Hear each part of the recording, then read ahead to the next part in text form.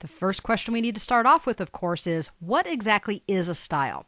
Well, there's a lot of different ways that people answer this question, but a short way to remember it is that a style simply is a collection of formatting. Now, I think you can see through all of the things that we've already done in this series that formatting can also mean a lot of things. We have font formatting, paragraph formatting, even page formatting. So yes, all of these can be encapsulated inside of a style, and that's partly why they're so powerful. In addition, we can also kind of blend this out by saying that styles include several other things. First of all, styles are always named. We're going to give them a name, hopefully that means something to us. If we use the built-in styles, then they have more generic names like heading 1 and heading 2, but you can see that even just the name heading tells us what type of thing it should be used for. Styles, of course, are also saved. That means that we can reuse them, and of course, there comes in the next point, which is they are reusable. We create them once, and we can use them many, many times. As I mentioned, we also have two different options here. Word comes with several built-in styles, or we can create custom styles all our own. The next question that people often present, or actually the next issue that they present is, what if I don't want to use styles? Well, I have good news and I have bad news. The good news and the bad news is that every instance of text in Word uses a style. So, whether you think you want to use one or not, you actually are. You don't have a choice. The point here is, though, that even if you don't know what styles are, you already have been using them. So instead of thinking of this as being some type of new thing that you have to learn, an additional skill that you have to be aware of, you're really just enhancing your knowledge of something that already exists. And as we'll see, this is going to give you a lot more options as you work. One of the important reasons for using styles is that they become an integral part of many of the templates and professional documents that we already use. They're also going to help us with several key points of document production, and that includes being efficient, being consistent, automating our work, and also helping us organize our work. What you'll also see is that styles become necessary to use some of the features that Word offers, or to optimize others that we may or may not be familiar with or using at the moment. We'll go ahead and take a deeper look at these in just a few seconds. If you're still not convinced, let me see if I can do a little bit more. First of all, we talked about efficiency. Efficiency comes about in a couple of ways. First of all, there's going to be no need to manually format stuff. And if we don't have to manually format it, in other words, we don't have to apply 3 or 4 things to multiple pieces of text, that's going to obviously make us more efficient. In addition, it also allows us to easily change or update styles. So if we thought we wanted a heading to look a certain way, and then we change our mind, we can actually go in and change all of the headings, whether there's 1 or 100 throughout the document, with one simple step. That, of course, makes us much more efficient, and the work we do a lot less frustrating. A second key is that we always want to be consistent. Now, I don't know about you, but sometimes I can't remember everything that I've done in a day. For example, did I make the title on this slide 18 point, 36 point, 24 point, and what font did I use? Well, when we use styles, we don't have to remember those things. And we, either as individual users of a document or when we collaborate with others, can all be formatting things the same way. So all of our titles and body text and captions and other types of text within the document all look the same without having to remember it and with easy application. That, of course, ties into our next bullet point, which is collaboration. Styles can be used in a document and they travel with the document. So if I create a document on my computer and I send it to you, you will now have access to those same styles. As we were saying in the previous point, that means you don't have to spend any time trying to figure out exactly what I did to format headings. You can simply apply the heading style that I've supplied with the document.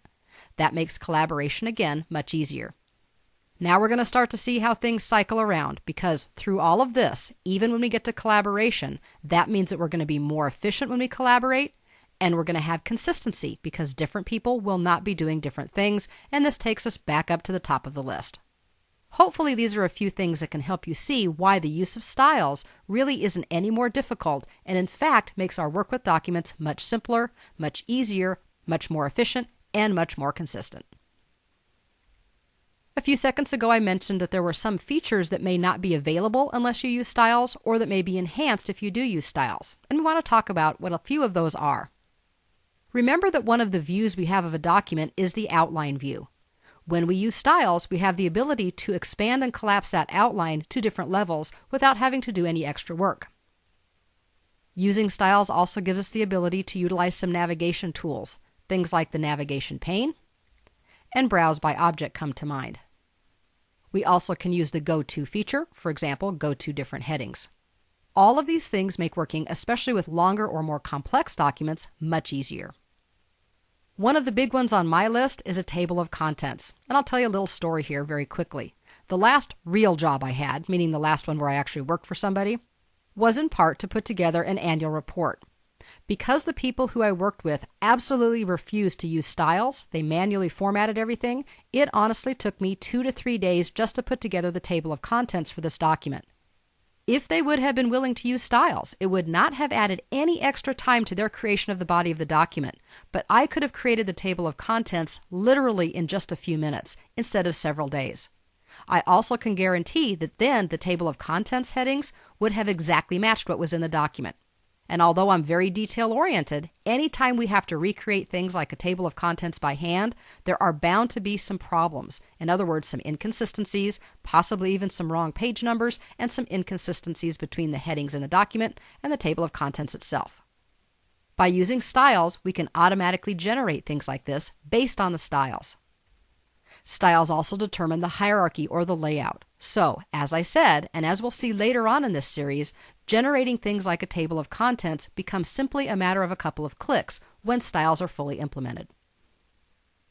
We'll be working with styles in several places throughout the rest of this series, but I've put a quick little capture of one of the lists that you might see related to styles so that you can see it here. It shows the style name in a WYSIWYG or what you see is what you get format, and on the right it designates the type of style via a little icon so we can tell without having to actually apply the style itself. Now that I've completely convinced you of the need to use styles and why they are such a wonderful thing, let's talk for just a second about the types of styles we're going to see when we get to work in our document. There are just a few. First of all, we have character styles, followed by paragraph styles, something known as a linked style, list styles, and also table styles. I think the names are pretty self-explanatory. Just like formatting characters and paragraphs and lists and tables, we can apply these things, or rather save these things and then apply them as styles themselves. So everything you already know is simply going to be captured in the style. It's not learning anything new, it's just taking that final step to capture it and save it so we can reuse it. Sometimes people want to know where styles actually come from. Well, generally they're part of the template on which a document is based. So when you open a new blank document, that is based off of the normal template. That means that the normal template and all of its styles are available. The default normal template actually includes several styles that you may or may not be aware of. They include the normal style. This is what we consider to be just plain text. When we open a Word document and start typing, all of that text by default is in the normal style. It also has some others that we'll play with here in just a few minutes, primarily headings 1 through 3, also something called the default paragraph font, a normal table, something called no list, and there are several others that may be available depending on the exact template that you're working with. As we get to work, you're going to see where all of these styles already exist, how to apply them, and even how to create new ones. But sometimes people want to know how things are updated when we use styles. Well, styles can be stored either within an individual file or they can be attached to the template. In other words, they're kind of local or global. Those are some terms that you'll sometimes hear. Local styles stay local when they're added or modified. So if I'm working with a local style and I change it somehow, it's going to be kept within that file as well. If styles are stored in the template, however, and then we modify them from our document, we're going to be prompted to update the template when we close the file. And we'll be given two options.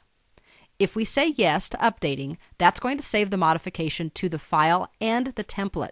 In other words, our changes, say to what a heading 1 looks like, are going to be available in both places. If we say no to updating, though, in that case the modification is only going to be saved in our local file, and we're not going to be changing what heading 1 looks like for the template itself. It really isn't too difficult of a concept, but if you haven't worked with local and global types of things before, and certainly if you haven't worked with styles, this is just something that I know comes up often in questions. After all, though, what we all know is the best way to work with all of this is to actually get to work and use it. So that's